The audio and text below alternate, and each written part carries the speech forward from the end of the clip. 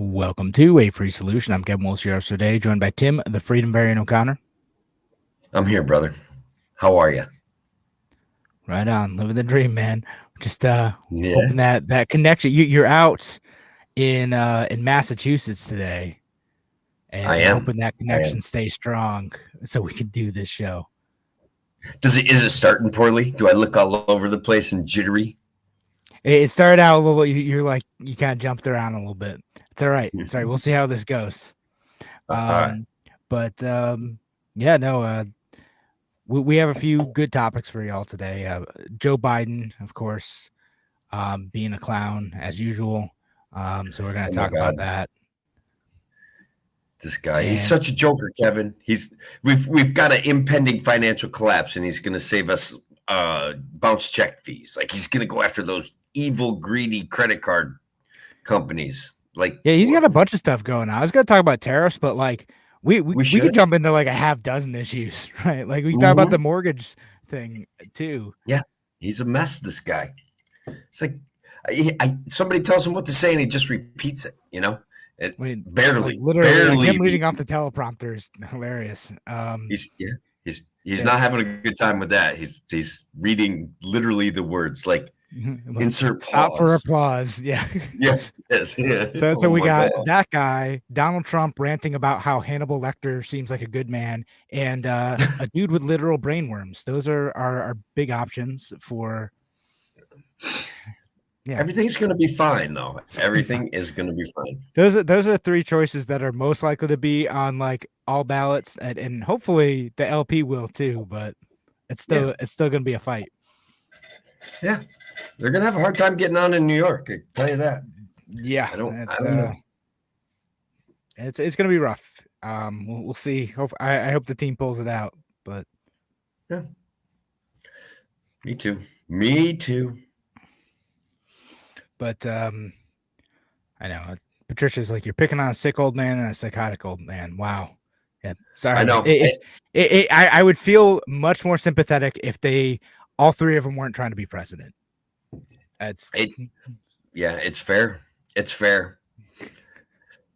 I feel bad, and yet I don't. Yeah. they get no quarter, if they're trying to like exercise power over me. Sorry. But yeah. It's reasonable. That's how it goes. Yep.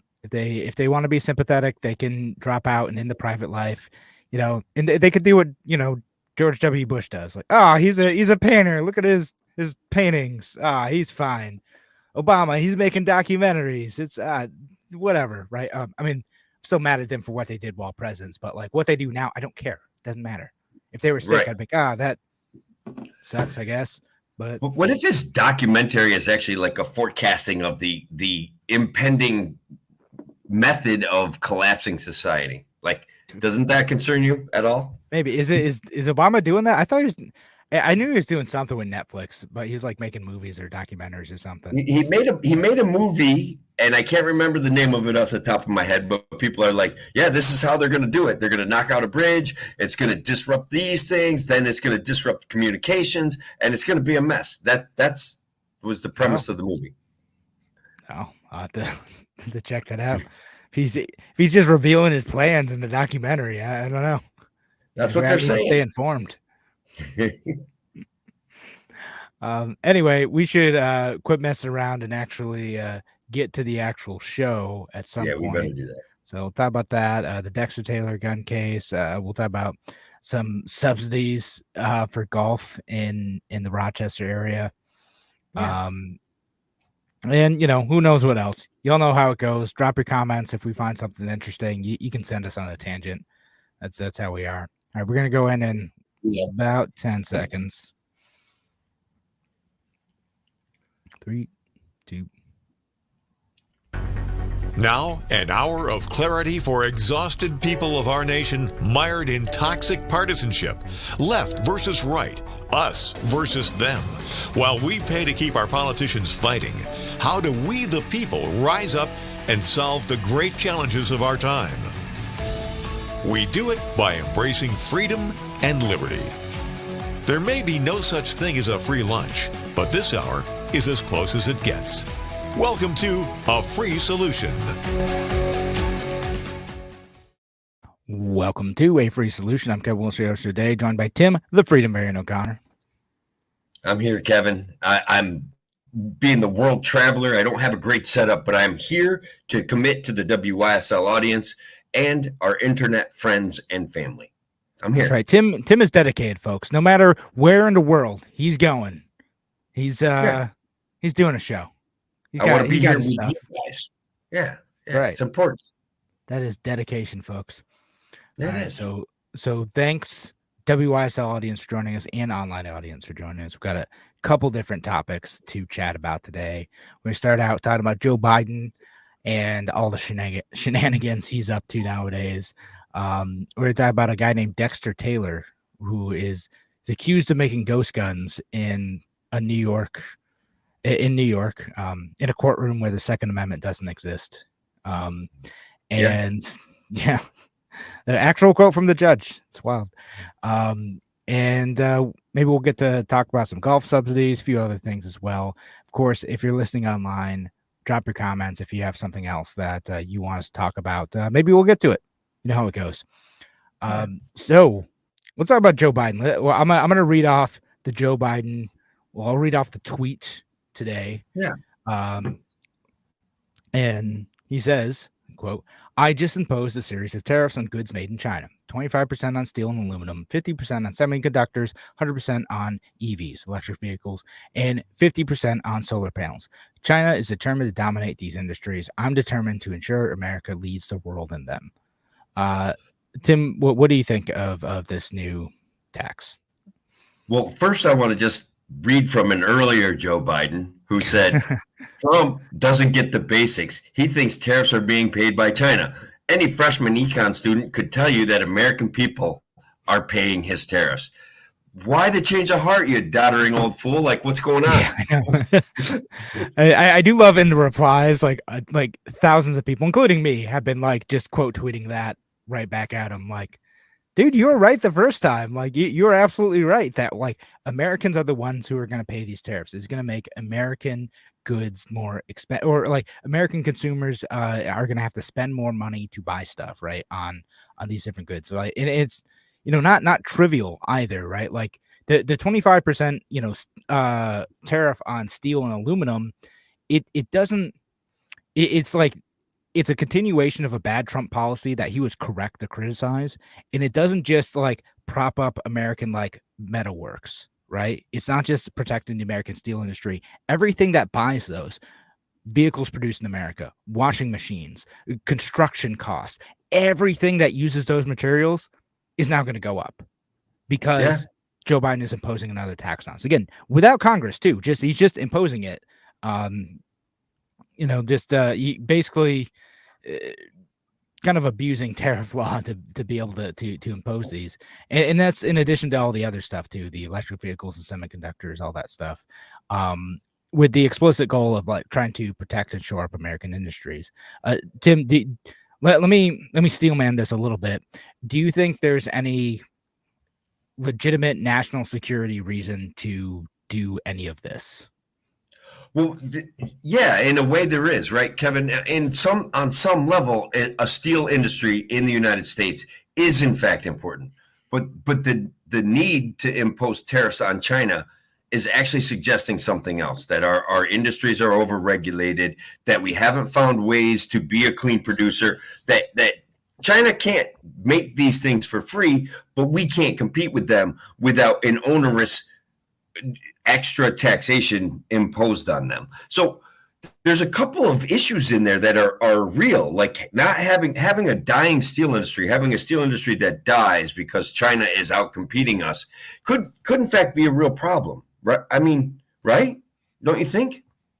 Yeah, maybe. I mean, like the thing is like there is still some American steel manufacturer. I know one of them was trying to be bought by a Japanese company too, which Joe Biden is like freaking out about and blocking, even though that company was struggling to stay open at all. But we also can buy steel from, Canada and Europe. But I agree, like, with the general premise of what you're saying, though, is like part of the reason that these industries are struggling to thrive is regulation too. Some of it's just like, a shift in like what sort of jobs people want to do.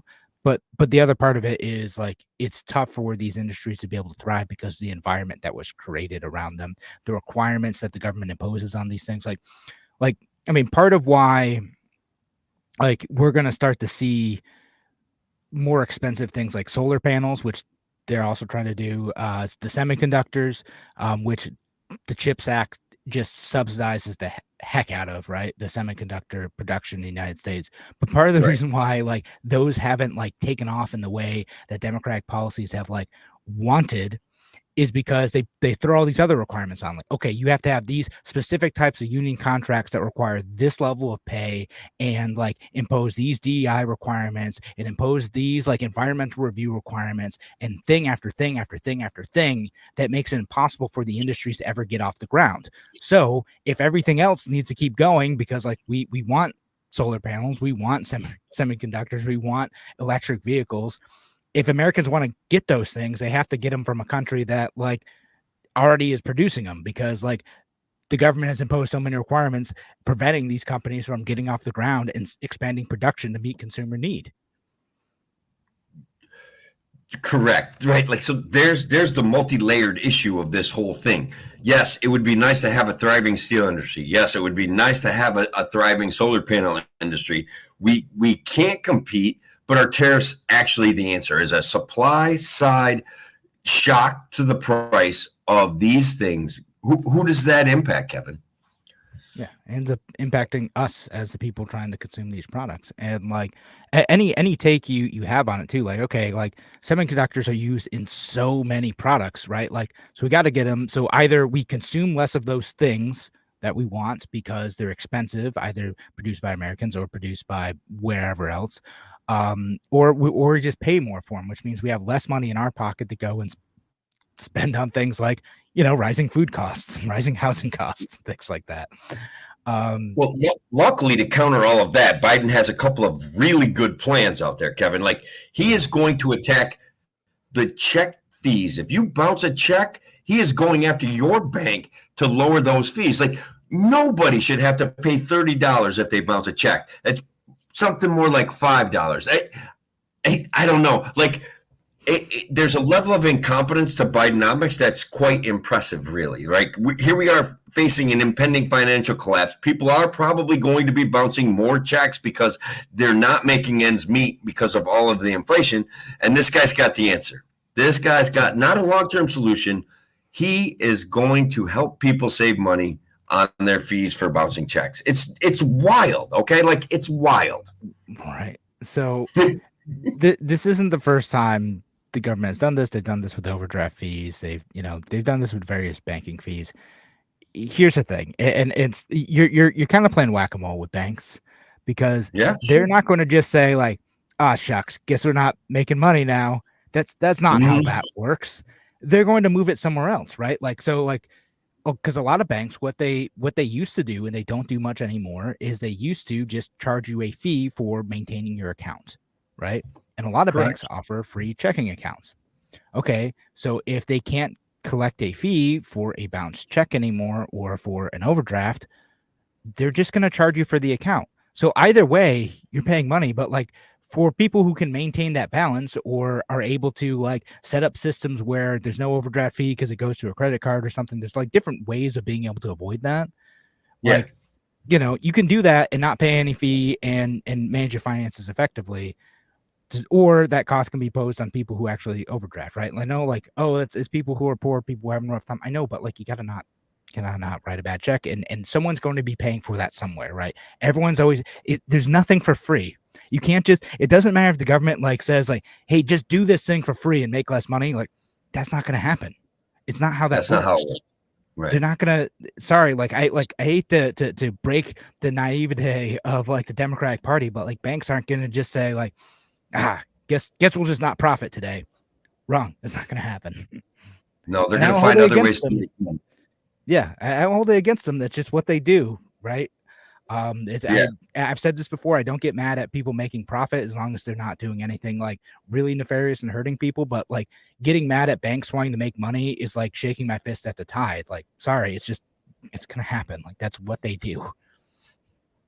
It's part of the plan. That's what they're in business to do, is make money. And like, yes, some of their fees are ridiculous. Yes, some of their fees seem exorbitant. But like Kevin says, if they take that off the table as a direct charge to someone that bounces the check, everybody is going to have to pick up the slack. So our banking is going to, either they'll pay less interest, they'll go back to charging small fees for managing your accounts, whatever. Everybody's going to have to pick up the slack. It's very annoying. Speaking of workarounds, Kevin, we didn't quite get to the workaround on the Biden's new China tariff. Okay, there's workarounds. China can ship its stuff to Mexico. China can ship its stuff to Vietnam and sneak it in without getting nailed with the tariff. You know, they sneak it to Mexico and they repackage it in Mexico, and then all of a sudden we're buying Mexican semiconductors that were made in China but have been repackaged in Mexico. So there's plenty of ways that a black market's going to be encouraged. So it's just wonderful stuff. Yeah, one-dimensional thinking. It's great. We're led by, Joe Biden. No, it's just, and you're totally right. That's a good point to bring up. It's just like, it's not actually going to solve like the problem, right? Like you're still going to be able to get like your, Alibaba like stuff if you want it to. You've now got to like pay a mediator to like, again, ship it to Mexico with another company that's going to add a fee on top of that. It's just, we're still going to just a middleman. Yeah, you just have another middleman to add extra costs and extra time to it. And, and the other thing I do want to point out, like I know this is a conservative station, but I want to like the lefties are always like, oh, we need to like increase the number of like renewable energy, the amount of renewable energy we have, right? Like by building more solar. Okay, if you want to build more of something, lower taxes on it. If you want less of something, raise taxes on it. Just lower taxes. Like if you want to, like if you actually care about like the environment, if you actually care about like reducing our carbon footprint, okay, then like make it cheap for like people to be able to get that alternative, right? And what are they doing in this case? They're making it more expensive for people to have an alternative that reduces the amount of like carbon that we use in our energy. Why? Like, and they do that all the time too. Like back to the government requirement things. Like, why is nuclear power so expensive? In part, it's regulations, it's requirements, it's like labor requirements, it's safety checks that are like well beyond what is necessary. If you actually care about the environment, make it easier for people to do that thing. Yeah. So like, just I want to throw this out there on nuclear power. We've had nuclear powered subs since the 50s, right? Since the 40s. I don't know. We've had nuclear powered subs. We have this transportable nuclear power plant that swims through the ocean. And we can't figure out how to get them to travel around on wheels from place to place on land. Like we can't compact that whole issue of nuclear power and bring it locally. Like I don't understand that. There's obviously some sort of So I got someone to correct me on this actually. Like I think it's Brandon from New York, Brandon Lyons. He basically the reason why like nuclear powered shipping and like in other things like that haven't really taken off is because the level of enriched uranium that you need is so high that it can be used to make like nuclear weapons. Okay. So that's why like they don't want just random nuclear power ships running around there, and why it's kind of the exclusive domain of the military. It's the quality of the enrichment of uranium required is just makes people a bit nervous. So that's apparently the reason why, which I didn't know, which I was like, because I was mad about that too, and I was like, it's ridiculous that we haven't solved that yet, but they're working. There are ways of working on it. There's like a lower tier of enrichment that is able to be used in commercial vessels that hopefully will get regulatory approval for at least like commercial shipping in the next like decade or so. But anyway, small tangent there. Yeah, it always puzzles me when we get into talking about power and green renewable power, and why hasn't nuclear power become more effective, and why can't we just haul it around in trucks like we do in ships? So, okay, I guess in a way I get it, but I guess if we weren't such a warmongering society, we wouldn't have to worry about that, If we weren't such wusses about everyone having highly enriched uranium, then like, Yeah, we just have nuclear powered trucks like riding around here. I could have one in my backyard. Yeah, Um, I would too. I know. I would too. That's the libertarian future right there. It's a nuclear powered pickup trucks. Well, limitless clean power is a libertarian future for the entire world. And everyone, once their net income starts to increase, cares more about the environment. We'd have a cleaner world. It would be a better situation. It's something nice to think about. I guess it's something nice to talk about. Yeah. And I'd like to see it in my lifetime, but what are the odds? Yeah, no, absolutely. I mean, it'd be great to see some of that, and it'd be great to remove some of the barriers to that too. Like it is possible. We could do better. It's just that Democrats specifically have to choose between, do we enrich our cronies, the people who have like lucrative government contracts, the nonprofits who do environmental reviews, et cetera, or do we actually do something to make it easier for American businesses and industries to thrive that can benefit average everyday people? And the Democrats consistently choose the former. They choose A every single time, right? They choose every single time. Yeah. This is how we're going to make the world a better place, by growing government and bureaucracies. And empowering bureaucracies. Yeah, exactly. So and so actually, let's continue to dunk on Biden for a couple more minutes, because we have a few more minutes in this segment.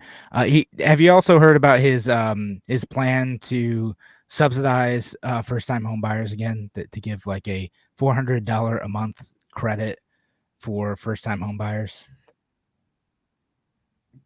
I don't even know what to say. Yeah, he says. Okay. Again, let me quote his tweet again. So, my dad always used to say, the way to build wealth is by building equity in your home. My housing plan will help Americans achieve home ownership by giving households $400 a month for 2 years when they buy their first home. Okay. And again, on the surface, it seems like, oh, well, that's nice. Like, people get a little bit of help for the first couple years. Tim, what's going to happen when we subsidize demand again? What's going to happen in the housing market when we make it impossible to build houses, but we just keep subsidizing demand? Well, I'll answer for you. Yeah. It's going to make housing more expensive. Right. When they distort the market, it makes housing more expensive. It's an absurd concept, Kevin, but they keep going. They keep going with these absurd concepts. Yeah.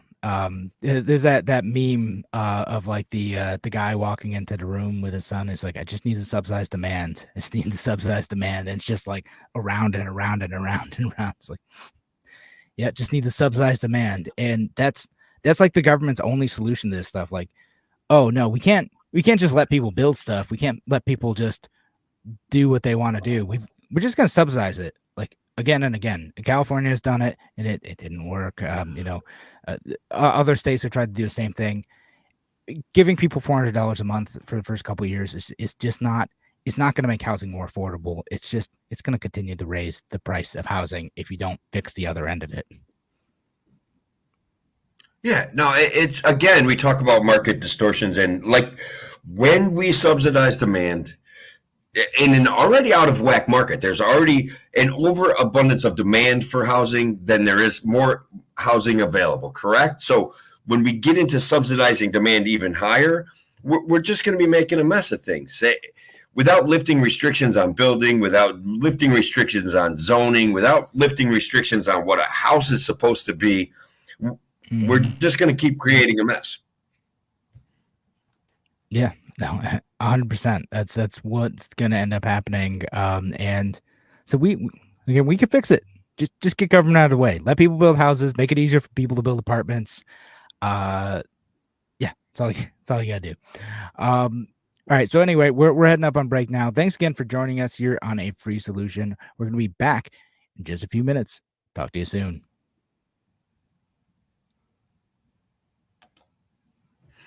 I don't know what happened there. I was kind of hearing you, and then it kicked out, and then it came right back on. I don't know. Stupid hotel internet. Yeah. No, 100%. So I'm guessing we got a fiery crowd out there tonight, Kevin. Yeah. We get to. I want a thorium-powered school bus to drive. Gina, Facebook. Right on. I love it. Yeah, why not?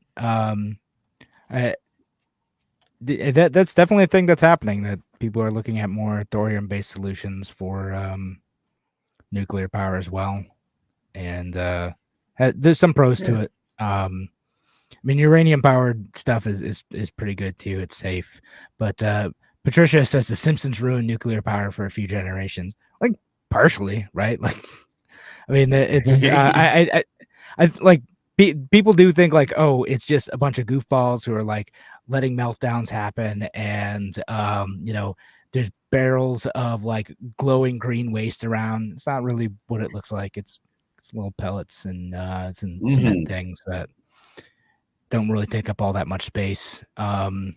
But part of it's also movies like the China Syndrome and then like the 3 Mile Island incident and stuff like that.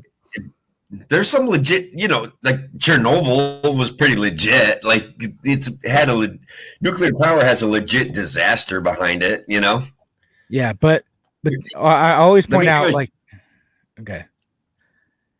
This is a shout out to my friend Kenny. Haven't heard from him in a while. Blue states kind of thing. I mean, arguably, I get it. The Democrats have a substantial power base right now that seems undisruptible, but somehow we've got to persuade them. We're not going to like out argue them. We have to persuade them. Yeah, and it's not just to be clear. It's not just Team Blue who's growing government and making their lives worse too. Sorry, Kenny. I'm not partisan in that sense. The Republicans have plenty. Yeah, but we'll go with that. That'll work. Tim O'Connor for president. Fair enough, man. I'd vote for Tim. Get him on the ballot. I was just gonna point out real quick though, nuclear power has fewer deaths per like hour of power produced than any other form of power. I know Chernobyl's a thing, but that says more about Soviet incompetence than nuclear power itself. Because go watch it. Like the HBO special is a little bit sensational, but like it's not all that far from like the actual truth. The Chernobyl special. Yeah. If your message out of that is nuclear power is scary, you're not paying enough attention. The message should be the Soviets had no idea what they were doing, and they're more interested in preserving the system and saving their own butts than trying to keep anyone safe. Yeah. And so makes sense. Yeah, well, let's get to a couple more of these other ones. Robert pointing out we have hydrogen power for vehicles as well. Yeah, it's a thing. It's and I'm fine with that. Like I'm fine with a different and new forms of energy. There's cool stuff you can do with hydrogen power, like using like the stuff that goes above demand for power with solar power, converting some of that into hydrogen. Because sometimes solar produces more during the day than can actually be consumed immediately. And same with wind. And then same with like tidal stuff too. So good kind of passive ways of being able to turn power that doesn't need to be used immediately, because that's what has to happen is the power needs to be used as it's generated. You can then turn that into a form of storage, either batteries or using hydrogen power, which is pretty cool. Yeah. I needed another MK Ultra before we started our next segment. Fair enough. I'm still doing like non-alcoholic beers. I got a NA Guinness, which is pretty good. The NA Guinness isn't bad, actually. It tastes like a Guinness. So, all right, that's cool. You're practicing for when you're better, and that's good. That's right. So we'll be eventually. They told me I could have like a beer, but like they're like, yeah, but like really only one. I was like, okay, that's fair. So, but anyway, yeah. Let's see. I'm trying to think of any more comments we want to get to. No, I think we got to go back in and we got to talk about Dexter Taylor. It's a big deal. It's a big deal what happened to this guy. Yeah, no, let's talk about him. So we'll go in about 10 seconds and talk about Dexter Taylor. and what's going on with him. So back in 5, 4, 3. Welcome back to A Free Solution. I'm Kevin Wilson today, joined by Tim, the Freedom Variant O'Connor. I'm here, Kevin. And look, our next subject, Kevin, it's a really big deal. I think it gets under discussed in the news. I think we get used to laws being written that contravene our rights.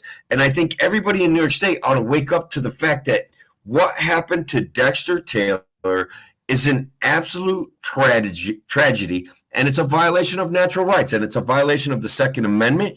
And hopefully it'll get turned over on appeal. But what was demonstrated in a New York court of law is an exceptional amount of authoritarianism and a fear-based narrative that has no business existing in our country. So what do you think about that as an introduction? Yeah, I mean, that's a good, solid overview of kind of the meta narrative around what's going on in this case, right? Like everything going on in New York State, and the erosion of Second Amendment rights, the fear like that they ginned up around this guy too. So let's go into detail before we go in more in that. Let's go into like what he actually is accused of doing, which is basically he's accused of making like ghost guns, right? Like he's accused of, he's got 13 different weapons charges, and they said and the jury ended up finding him guilty. They're appealing it, but they found him guilty of second-degree criminal possession of a loaded weapon, 4 counts of third-degree criminal possession of weapon, 5 counts of criminal possession of firearm, second-degree criminal possession of 5 or more firearms, unlawful possession of pistol ammunition, violation of certificate of registration, and prohibition on unfinished frames or receivers. So basically, this guy was a hobbyist, right? So what he does, like when they're accusing him of like producing ghost guns, is he was a hobbyist. He figured out like back in 2020, like, oh, okay, so like I can legally go and buy like different parts of weapons, and I can, drill them out and build my own guns, right? And that's what he wanted to do. He wanted to he's like, I could buy a receiver and I could machine that, and like he could put it together and he could make a working rifle, and he found that interesting. He said, this is the coolest thing ever, most cool thing you could possibly do in a machine shop. It's a direct quote from Dexter Taylor. And yeah, so this is all he's doing. Now, the like ATF and New York State folks, they're freaked out, right? Like they're like they made it sound like this is a guy who's building up an arsenal and is fixing to go shoot up like a neighborhood or something like that, right? Made him out to be like a total monster instead of exactly what he is, which is a software engineer who's a hobbyist. Correct. Like I have a quote, Kevin, from I believe his last name's Gonzalez. He's the DA, the prosecuting DA on this, and he's crowing about his success. He says, ghost guns are a threat to New Yorkers everywhere, and my office is working tirelessly with our partners in law enforcement to stop their proliferation. Today's sentence should send a message to anyone who, like this defendant, would try to evade critically important background checks and registration requirements to manufacture and stockpile these dangerous weapons. Every ghost gun we take off the street is a win for public safety. Now, that is such an overstatement as to what happened here, but by comparison, it's incredible. It's like a political narrative, fear-based, fear-mongering narrative to drive something that he probably in his heart of hearts feels guilty about prosecuting. Dexter Taylor is not a law-abiding citizen, period. Yeah. Again, he never been in trouble with the law. Never been in trouble. Not violent. He wasn't selling these to people too. Like, okay, like I could at least like sort of understand that if he was just like, yeah, whatever, I'm not gonna do, any sort of background checks. I'm just gonna like give these guns away to like kids on the street. Okay, like I at least like get the logic in that, right? Like, I mean, yeah, we can debate like whether or not we should have like that type of background check, but I can at least get the logic of that, right? But in this case, like the man has harmed no one. He's done nothing but like pursue a hobby. Like, so like where's the actual victim here? Like, where is the actual like reason to send this man to jail? He's a white supremacist, Kevin. To be clear, I'm pretty sure Dexter Taylor is African American, but Oh, You know, right. I talked to him a little bit in the past. I did donate to his cause. He is, in fact, an African American. I don't see any trappings of white supremacy about him. I didn't see that's anything dangerous about him at all. I enjoyed his presentation of his situation on the Larry Sharp show, and yeah. it's very unfortunate that we can just do this to people. Like I said, there's an opportunity maybe he'll win on an appeal, but I don't know, Kevin. Yeah, I mean, hopefully, I mean, like, gosh, the quote from the judge is wild. The quote from the judge when they were trying to bring up a Second Amendment issue during the trial, she said, "Do not bring the Second Amendment into this courtroom. It doesn't exist here, so you can't argue Second Amendment. This is New York."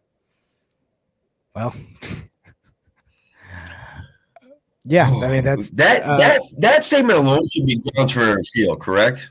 yeah, right. Because the Second Amendment does in fact apply in New York. I mean, the Bruin decision like made that pretty clear. I mean, in addition to all the other, you know, legal precedent relating back to the 14th Amendment and the incorporation clause going back to the 1860s and saying that the states have to are restricted from violating your fundamental rights in the same way that the national government is. Yeah, it's wild that a judge can get away with saying that, right? Like in New York State, I mean, it's interesting. Like this is like the New York State government model as a whole is like, interestingly enough, states' rights, but their states' rights in violating our individual rights when it comes to the Second Amendment is that they feel like it doesn't apply here, and they're going to keep bucking against any attempt to prevent New York State from restricting our right to self-defense.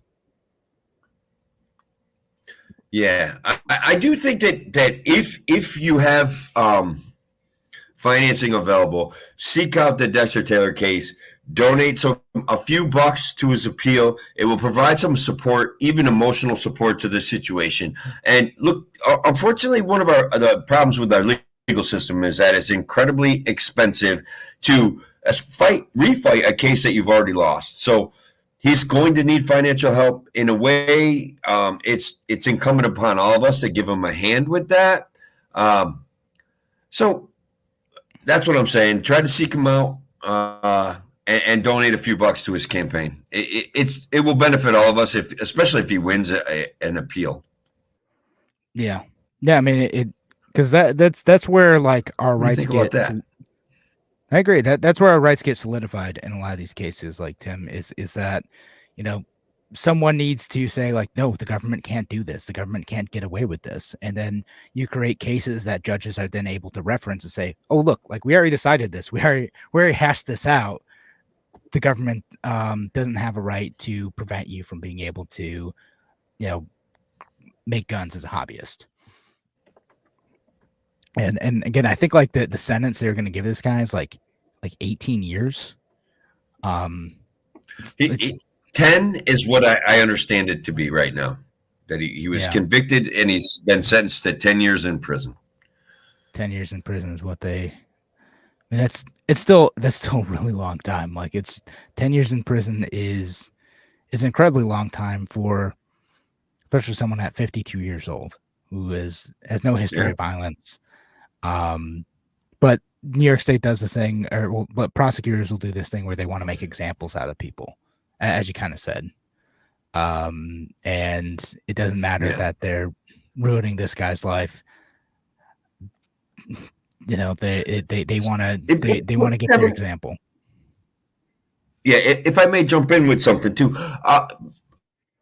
Libertarians are fond of saying they have certain catechisms or buzzwords or campaign platforms that they'd like to use. Simple possession is not a crime. That's one of the things that when we see a situation like this, when we see even someone struggling with drugs, okay, simple possession harms no one. No crime was committed in the manufacturing of these guns, in him being a hobbyist, and him participating in his hobby. No one was harmed by that. There was no threat to society. He acted on none of it. Simple possession is not a crime. That's a reality.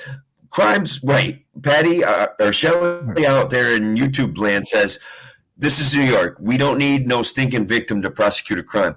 Crimes are supposed to have a victim for them to be crimes. Like, that's a reality. Yeah, you have to trace back. I just had to get that out there. Like, this is where one of our things can make sense to a broader public when we're talking about simple possession not being a crime. It applies in the Dexter Taylor case. Yeah, 100%. And a couple other comments here. Real Mad One says, "Remember that the U.S. Constitution no longer exists in New York State." So sad.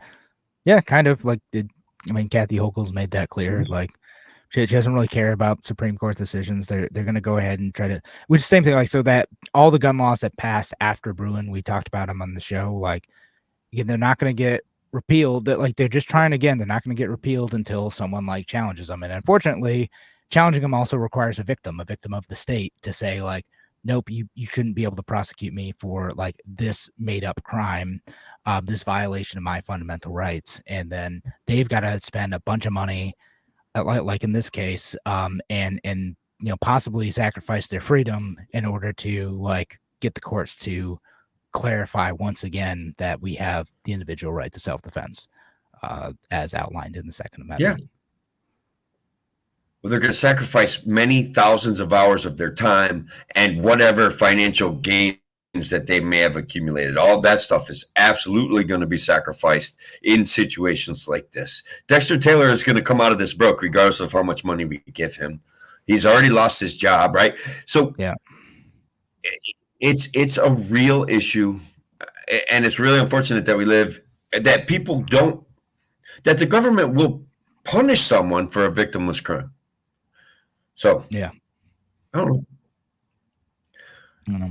We'll send see them where a this few goes. bucks. That's, I guess, what I'm saying. Yeah, so I'll pop the link in our chat here. And let's see. I think you brought up the Larry Sharp one too. I'll see if I can pop the link in for that later as well, because I think he had the lawyer on in the show to talk about it. It's interesting. So they'll dive into that a lot more than we've had time for today. And Tim, we want to bring up one other case. I only have like a few minutes. The one with the airmen. Do you want to talk about that? I certainly do want to talk about that. And I think it will probably carry over to the next segment, Kevin. But a young man in, I believe it was Florida, right? Yeah, Okaloosa County, Florida. Roger Forston opened the door of his Florida apartment with a gun in his hand and was immediately shot 6 times by a sheriff's deputy, responding to a complaint about an argument. I think that there's a big story here as well. And I think it's going to be an important one for us to hash out. Us, our audience, the people on WSL, we got to have a conversation about what happened here. So this is another one of those. Go ahead. I was going to say, this is another one of those cases that tends to divide conservatives, where conservatives end up coming down, I think, against the Second Amendment because the police are involved. And, in this case, they're like, well, the police officer had to protect themselves, so shoot first, figure it out later, right? But at the same time, it's like, if you are in possession of a gun in your home and not using it and not like raising it against someone, like, and a police officer can just shoot you for that simple fact, do you in fact have a Second Amendment right to own a gun at all? If you can be killed for exercising that right. And again, it's a deep, I like how you framed this discussion where conservatives divide themselves from their own rights because they want to back a government agent. And look, I understand that the police officer was afraid. I would be afraid too. I understand that he had a split second to make a decision. I still think that if you watch the body cam footage, I think he made the wrong decision, Kevin. I don't see it. Yeah. I think it's going to be a tough one to just settle in a few sentences. We have to have a longer conversation. I hope that the people that are with us now will continue. I hope that we'll comment on it. And I think we're coming up on what needs to be a break, right? Yeah, we are coming up on a break.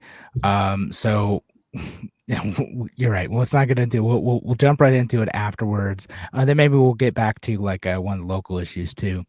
Thanks again for joining us here on the Free Solution on WYSL. We're going to be back in just a few minutes. Talk to you soon.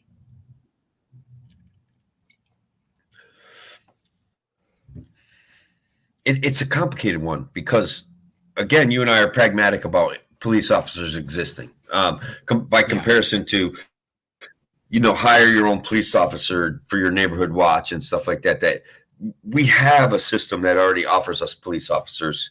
I don't necessarily, this is a case where I don't know. I don't want to freak out about the cop, but I don't like the notion that conservatives will divorce themselves from the Second Amendment to have a conversation about this. It's never that cut and dried, and I think that they need to learn to relax, or something. Yeah. Maybe that's not the right way to put it. Well, yeah, I mean, we get this case like, actually, we'll just we'll save the discussion for the actual show. Let's just jump back in 10 seconds, and okay. We'll keep going because I have a couple other things to say. Because other times they've fallen short too. I mean, back in 5, 4. Welcome back to A Free Solution. I'm Kevin Wilson, your host today, joined by Tim, the Freedom Bearing O'Connor. I think, Kevin, and I hate to jump right back into the subject, but ahead of this, we were talking about a young airman down in Florida who was shot in his apartment. And I think one of the biggest issues that you and I probably want to present to the WYSL audience and our friends out there in the internet is how often people will divorce themselves from their rights to satisfy an emotional, for lack of a better word, platitude. Like backing the blue is a blanket emotional statement that should not be evoked in situations like this. I think a critical look needs to be taken at this situation, and I think it's fair that we're asking for it. I think that's the best way to frame that for our conservative friends. What do you think about that? Yeah, no, absolutely. I mean, like the thing, keep in mind, like you and I, we both talked about, like, we're not like anti-police, like we're just not. But also, like, police are agents of the government who are there to commit violence on behalf of the government, and sometimes they're going to make mistakes, and when they do so in a way that violates our individual rights and liberties, we need to work on ways to make sure that we correct that and prevent that from happening. I think that's totally fair. But like you see, like in this case, again, like I don't know if you've watched like the police body cam footage, but like the guy like answers the door like I did. Yeah, he answers the door, and like it is like a second later. There's no like put down your weapon. It's just bang. It's instant. There's no attempt to disarm. There's no attempt to understand command what's happening. To put down the gun until after the young man was shot. Yeah. Sorry about that. Did we crosstalk? My apologies. There was no command to put down his gun until after he was already shot. So that's a problem. Yeah. And so like in situations like this, it's like, yeah, I know people want to like be on the side of police officers, but also like there are a bunch of people who like you get a strange knock and like, and I know not everyone does this, but like some people, that's what they'll do. They'll come to the door like armed because they're not sure what it is, or maybe they're in a tense situation and they don't know. I mean, I think back to like other cases too, like the Breonna Taylor case as well, because her boyfriend didn't know what was going on. Like it was a like a late night raid, like, and you don't know like who's actually knocking on your door. They didn't like. They said they clearly announced themselves, but that is murky at best. And didn't realize he was in the shootout with police until like they were already into it, right? And at which case, like they surrendered, but Breonna Taylor had already died from a no-knock raid. And then I think of other cases too, where like Philando Castile's case, which still bugs the heck out of me that the NRA didn't jump on that one, and the conservative movement didn't jump on that one, because that guy was pulled over and he's like. The police asked him, like, do you have any weapons on you? He's like, yep, I'm a legal pistol. I have a legal concealed carry. And he's like, I'm going to get my cards though. And the police officer freaked out and shot him. Like just couldn't keep his cool in that situation where someone was like, nope, I'm telling you, I'm a legal gun owner. And like, I have a weapon in this car. I'm not going to make any sudden movements, but like, you need me to get my ID. So I'm getting that for you. And the police officer still shot him. Like how do you really have a Second Amendment right if that's what can happen to you?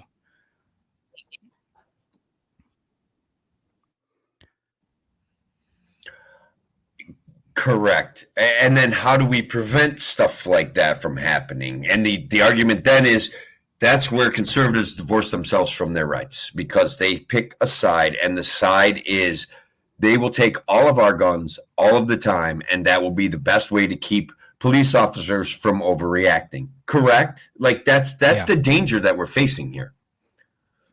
Yeah, 100%. I'm sorry, Kevin. We did do something about the Castile case. I feel like maybe we should revisit that and have another discussion down the road about that, because it is incredibly important to have conversations about these situations where we don't freak out, where we present this as what you're asking for is a contraction of your Second Amendment rights. What you're saying by giving every single police officer the benefit of the doubt in these murky situations is a problem. And in the Breonna Taylor case, one of the police officers shot 6 or 7 bullets into another apartment. Okay, that wasn't even Breonna Taylor's apartment. So, like, they were on high alert, and we need to talk about the no-knock warrant and how that sets up an incredible amount of tension. It's incredible. You know, like, Breonna Taylor would still be alive. A police officer would still have his job had they not issued a no-knock warrant. There was a lot wrong with that case. They were even... We should have another conversation. We should do a whole show about that, you know? We could do a whole other show on that. And so I don't know why. So that was like both of those are kind of weird, because like they got picked up by like libertarians and like Black Lives Matter folks. And the conservatives like just total crickets on those for some reason. Yeah. And because like in that case, as well as that, like the case with this Air Forceman as well, like Roger Fortson, they're all black. So it's like, and I'm not saying that's necessarily a factor, but like that's why like Black Lives Matter picked up those previous cases, even in cases where the Second Amendment community, like the dedicated Second Amendment community, was like out front talking about these issues, but like kind of the old school NRA folks were like just not at all jumping into it when they could have shown an opportunity for leadership there, and they're just nothing. How can you trust them after cases like that where they're quiet? Yeah. But I mean, yeah, sometimes you have to choose, I guess. I agree. I mean, I think it's a tough call. So Kevin, after a difficult conversation like this, I think you have a local issue that we want to kind of transition to. But what I want to do is promise our regular audience that watches us on the internet and the WYSL audience that you and I are going to do a deeper dive when I have better internet service on how we take a look at people when they divorce themselves from their First Amendment rights and their Second Amendment rights, and how they get tricked into doing it. But you want to bring up a local situation of what I love to talk about, an economic credit farming situation going on right in Rochester, New York. One more time, the government's going to pay a big business to come to town. Isn't that wonderful? They sure are. So, like, you know, I don't know if you've heard of this business, Topgolf, which there isn't one in the Rochester area, but I've heard they're actually a lot of fun. You know, my brother travels around to a bunch of cities, and he tells me like he goes to a bunch of these things that they're fun, like big indoor golfing places. So people were excited. There's a development called Citygate that they were going to end up in. This was announced like September of last year. So it's like, oh, cool. We're getting Topgolf in Rochester. Hooray. Here's a cool like tourist attraction that a bunch of other like bigger cities have, and Rochester's on the map, right? But of course, like initially they're like, yeah, and like they're going to pay full taxes, and like they're going to, you know, they're not getting any subsidies. Well, the IDA, the County of Moreau IDA, Comida, they're like, you know, we're actually we're considering next week is when the vote is. We're considering subsidizing them. They're asking for 4.3 million in county incentives to do that. So who knows what that'll be, if it's going to be look, that's basically $5 a square foot. You know, it's basically nothing, Kevin. Don't even worry about it. It's nothing on a 48,000 square foot facility. It's nothing. That's what they said. Like their actual like quote is like, it's going to create 150, 200 construction jobs and 300 permanent jobs. Economic impact of 10 to 20 million dollars per year, 100 to 100, 150 to 250 million in local economic impact over 10 years. They're going to get 250,000 visitors coming to the facility every year. So like it's like just a no-brainer to subsidize them. And you can't help but like ask the question, okay, if you guys are going to kick so much butt, why do you need the subsidy? What do you need it for? What, like, it sounds like you're going to make a whole bunch of money. It sounds like you should just put up the capital yourself and you're going to make like a ton back and it's going to be great.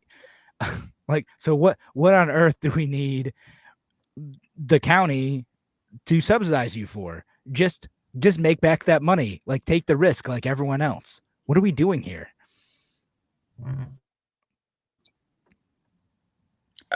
Well, first of all, big businesses have entire offices dedicated to credit farming. They have entire offices dedicated to shaking down local municipalities, local governments to put money in their pocket. Now, it's a competitive market, right? Like there's, say, Rochester or perhaps Lowell, Massachusetts want a Top Golf. It's a successful business. It is an entertaining venue. They just keep representing their offer. It's like the monorail salesman. It's either Springfield or Shelbyville. And it's like, who's going to give us the best offer? So for them, it's a negotiating strategy and a negotiating ploy. But like the whole Biden thing, it suggests to me that taxes are just too high, that we have a slush fund that the government has control over, that they can just say, you know what we will do is give a big business like Top Golf $4.3 million. It's a wild situation that we have going on. Yeah. No, it is ridiculous. What do you think about that? Yeah. And I agree with like this is how a lot of companies look at it, right? They're just looking to see if they can get a little bit more, because they pit towns and states against each other to try to make the most. Because again, businesses are going to do that. They're going to try to make the most money. I get that they do that. It is incumbent on like our county leaders to say, nope, we're not playing that game. That is a bad game. Rochester's a valuable market in its own right, so you don't need these subsidies to thrive here. And like your numbers back it up. If you're going to do so well, you're going to generate $250 million over the next 10 years, then it sounds like you don't need the subsidies. You are going to be good to go. But I've heard from people who are running for like county ledge before when they're seeking the Libertarian Party nomination. And what they said was like, well, the environment in New York State is so difficult to operate within that we have to offer these subsidies or no business would ever open here.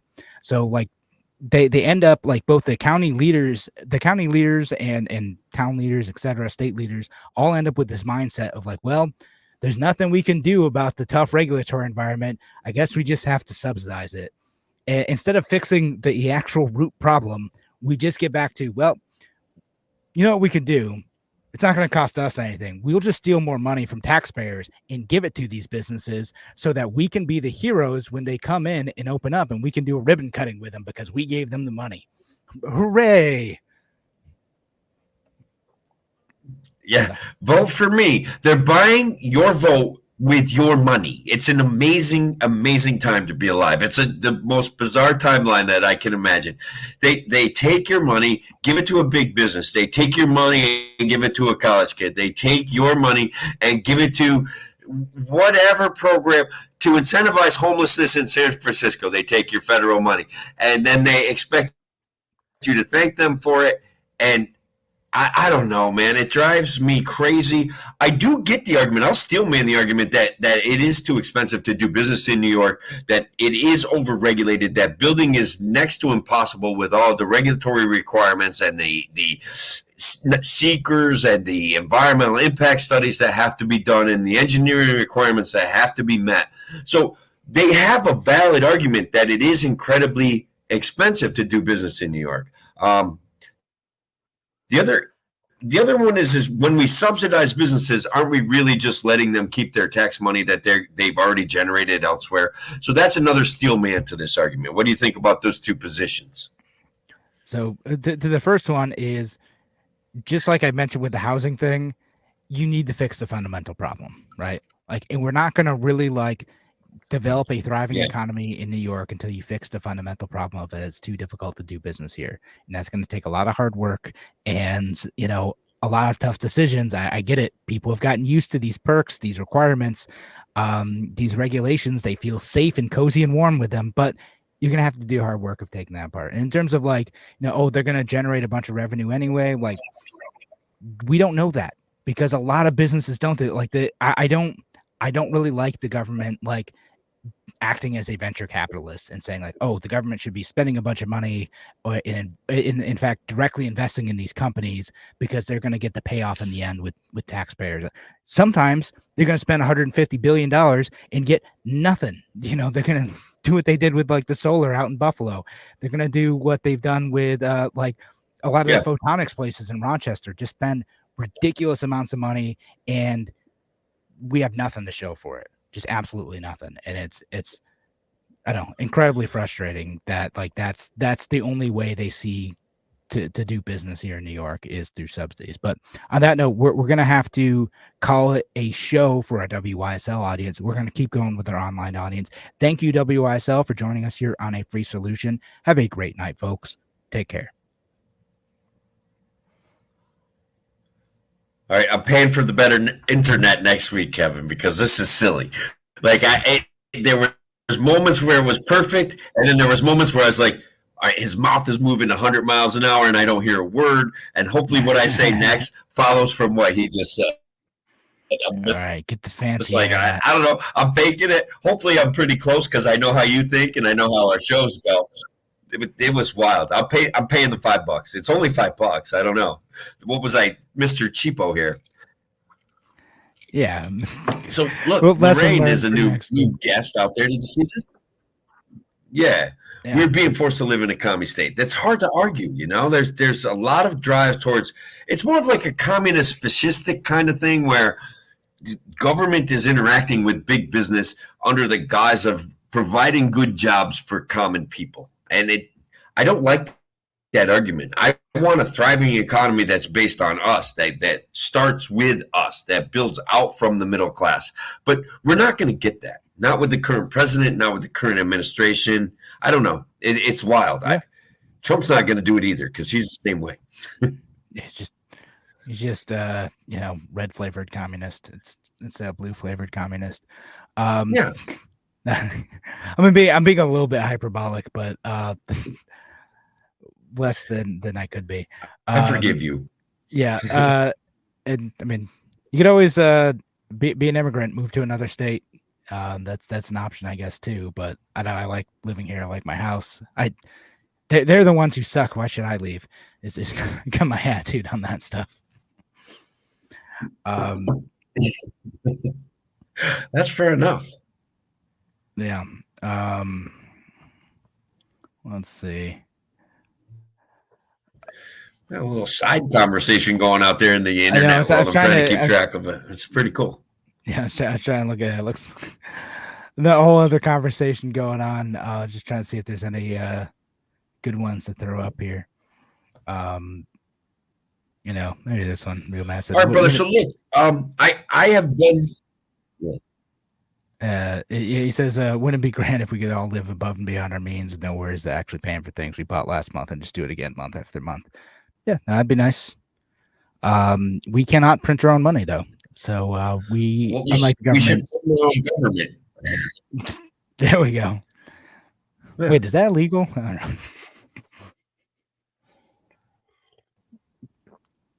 don't know. I don't know. A lot of these NGOs and stuff look a little bit like massive new style governments bringing their version of government and governing to communities. So I mean, there's some pretty big money flows coming out of them. Purple communists, I like that, Shelley. Yeah, well, that's definitely a thing. All right, so look, Kevin, I normally get to smoke a cigarette or two during our show, and so now I'm like having a nicotine fit. So I'm thinking we cut this one a little bit shorter than normal. It's fine. The delay is getting to several seconds now, so conversations are tough. And I'll start, Patricia. It's okay. You can have the side conversations. It's fine.